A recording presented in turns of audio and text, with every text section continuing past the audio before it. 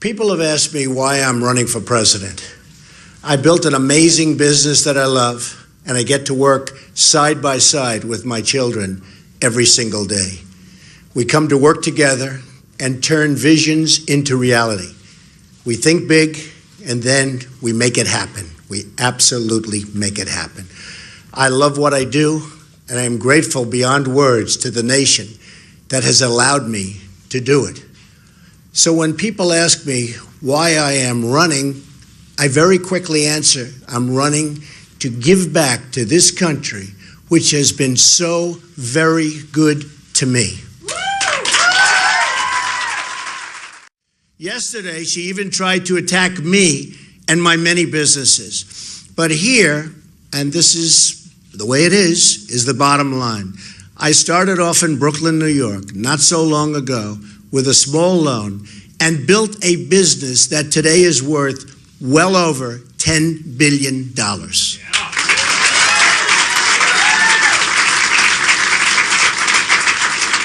And that's the kind of thinking we need in our leadership of our country.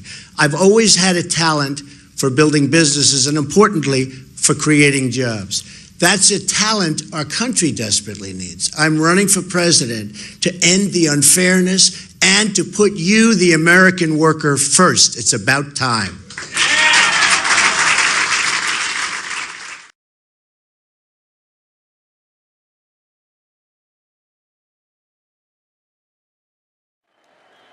In this journey, I'm so lucky to have at my side my wife, Melania, and my wonderful children, Don, Ivanka, Eric, Tiffany, and Barron. You will always be my greatest source of pride and joy. And by the way, Melania and Ivanka, did they do a job?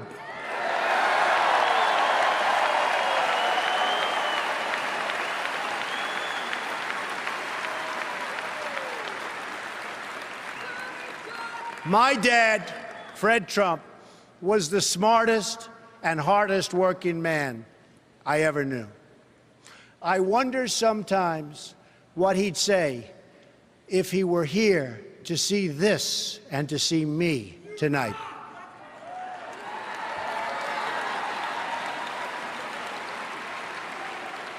It's because of him that I learned from my youngest age to respect the dignity of work and the dignity of working people.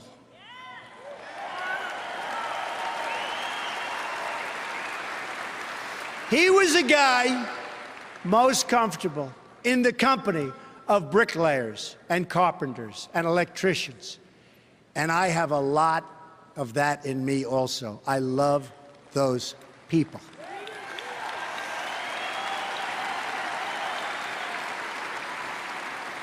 Then there's my mother, Mary.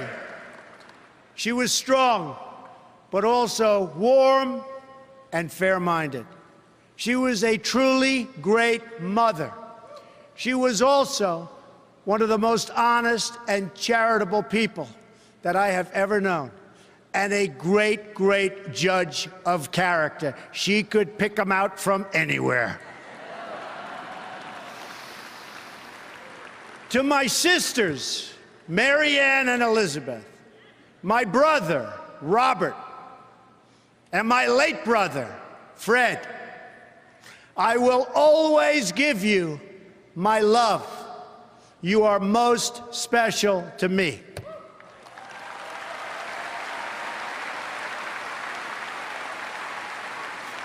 I have had a truly great life in business. But now, my sole and exclusive mission is to go to work for our country, to go to work for you. It's time to deliver a victory for the American people. We don't win anymore, but we are going to start winning again.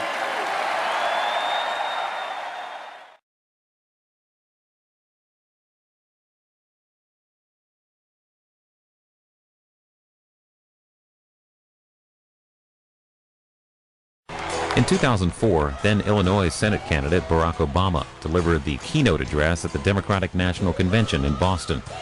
He spoke about his personal background and about the Democratic Party. On behalf of the great state of Illinois, crossroads of a nation, land of Lincoln, let me express my deepest gratitude for the privilege of addressing this convention.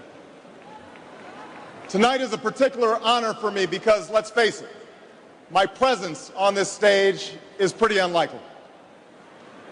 My father was a foreign student, born and raised in a small village in Kenya.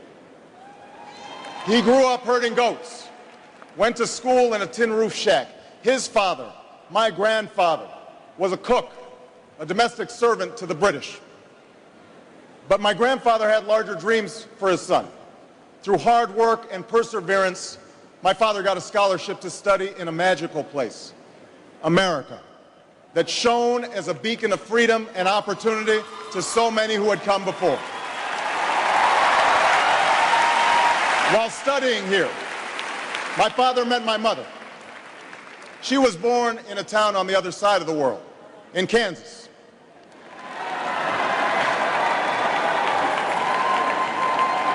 Her father worked on oil rigs and farms through most of the Depression. The day after Pearl Harbor, my grandfather signed up for duty, joined Patton's army, marched across Europe. Back home, my grandmother raised a baby and went to work on a bomber assembly line. After the war, they studied on the GI Bill, bought a house through FHA, and later moved west, all the way to Hawaii in search of opportunity. And they too had big dreams for their daughter. A common dream born of two continents. My parents shared not only an improbable love, they shared an abiding faith in the possibilities of this nation. They would give me an African name, Barack, or Blessed, believing that in a tolerant America, your name is no barrier to success. They imagined me going to the best schools in the land, even though they weren't rich, because in a generous America, you don't have to be rich to achieve your potential. They're both passed away now. And yet I know that on this night, they look down on me with great pride. They stand here, and I stand here today, grateful for the diversity of my heritage, aware that my parents' dreams live on in my two precious daughters. I stand here knowing that my story is part of the larger American story, that I owe a debt to all of those who came before me, and that in no other country on earth is my story even possible.